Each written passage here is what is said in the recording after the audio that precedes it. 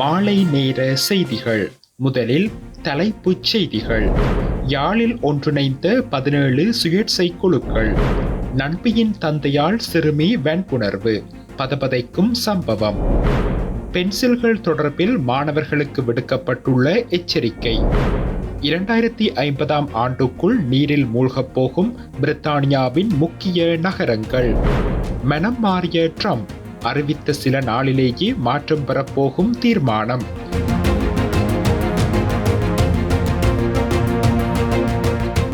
தொடர்வென விரிவான செய்திகள்.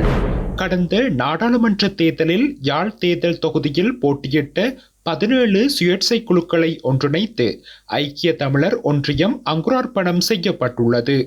குறித்த நிகழ்வு நேற்று யாழில் உள்ள தனியார் விருந்தினர் விடுதியில் முன்னெடுக்கப்பட்டது.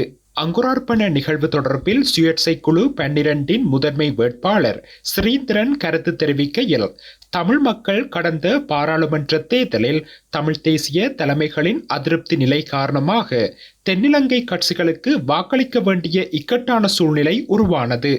இந்த நிலை எதிர்காலத்தில் தவிர்க்கப்படுவதற்காக கடந்த பாராளுமன்ற தேர்தலில் சுயேட்சை குழுக்களாக போட்டியிட்ட 17 சுயேட்சை குழுக்களின் முதன்மை வேட்பாளர்கள் ஒன்றிணைந்து ஐக்கிய தமிழர் ஒன்றியமாக அங்குரார்ப்பணம் செய்துள்ளோம்.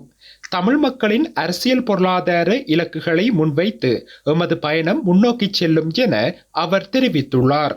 சுயேட்சை குழு 15 போட்டியிட்ட முதன்மை வேட்பாளர் செந்தில்மதி கருத்து தெரிவிக்கையில், தமிழ் மக்கள் எதிர்பார்த்த இலக்குகளை தமிழ் தேசிய அரசியல்வாதிகள் செய்யவில்லை என்பது மக்களின் குற்றச்சாட்டு.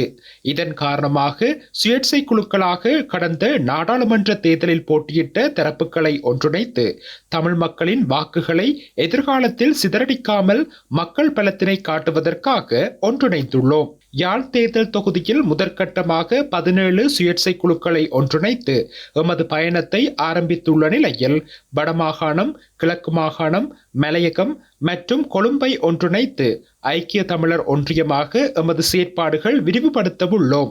எமது இந்த அமைப்பில் இணைந்து பயணிக்க விரும்புபவர்கள் இலக்கம் 1793 கேகேஎஸ் வீதி, கோண்டாவில் மேற்கு, கோண்டாவில் என்ற முகவரியில் அமைந்துள்ள எமது அலுவலகத்தில் தொடர்பு கொள்ள முடியும் எனவும் அவர் தெரிவித்துள்ளார். அம்பாறை ஏறாவூரில் மகளை தேடி வீட்டுக்கு வந்த நண்பியை பாலியல் துஷ்பிரயோகம் செய்ய முற்பட்ட தந்தை போலீசாரால் நேற்று வெள்ளிக்கிழமை கைது செய்யப்பட்டுள்ளார்.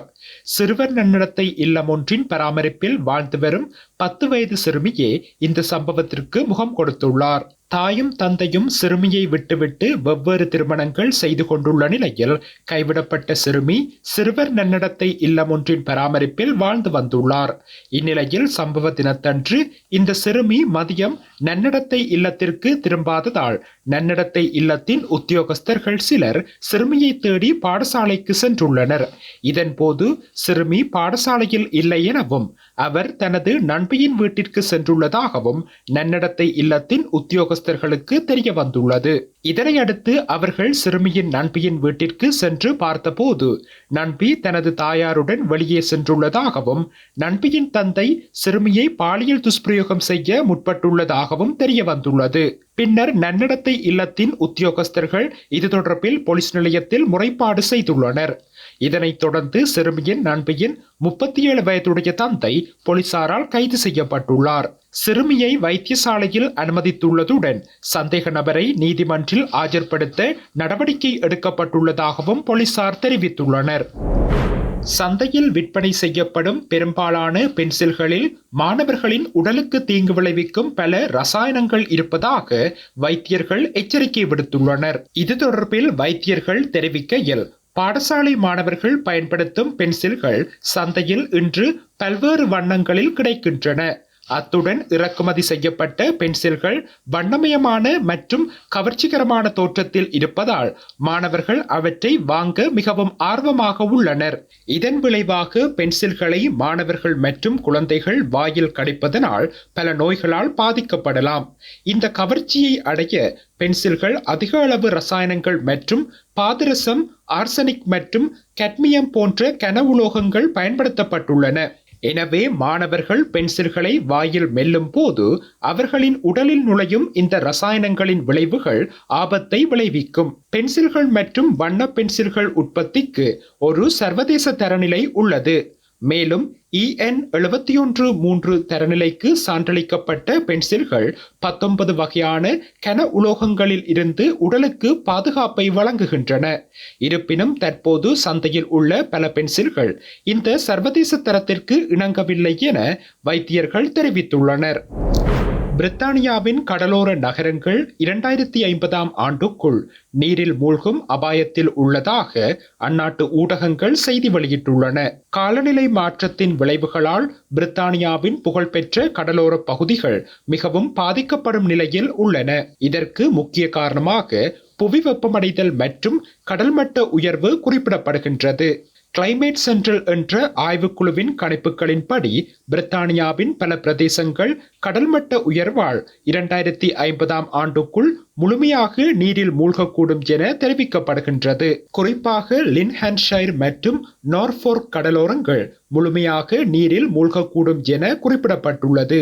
நீர்ப்பெருக்கம் எங்கு மிக அதிகமாக இருக்கும் என கணக்கிடும் போது லண்டனின் தேம்ஸ் நதிக்கரைகள் கடல்மட்ட உயர்வால் Surbiton, Canary Wharf, Greenwich, Westminster போன்ற பகுதிகள் நீரில் மூழ்கக்கூடும் என தெரிவிக்கப்பட்டுள்ளது.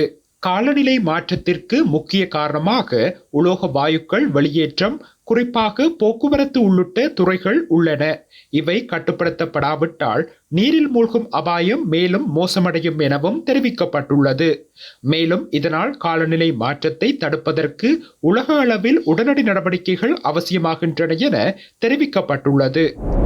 உலக சுகாதார அமைப்பிலிருந்து அமெரிக்கா வெளியேறுவதாக அறிவித்த சில நாட்களுக்கு பிறகு ஜனாதிபதி டொனால்ட் ட்ரம்ப் மீண்டும் அந்த அமைப்பில் இணைவது குறித்து பரிசீலிக்கலாம் என தெரிவித்துள்ளார்.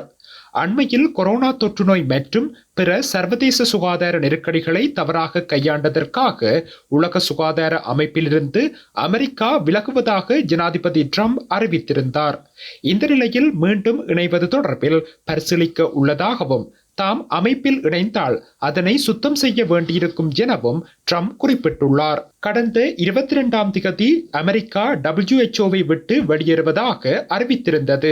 வெள்ளை மாளிகையில் 2வது முறையாக பதவியேற்ற பிறகு திங்களன்று ட்ரம்ப் இந்த அறிவிப்பை விடுத்திருந்தார். WHOவின் மிகப்பெரிய நிதி ஆதரவாளராக அமெரிக்கா உள்ளது.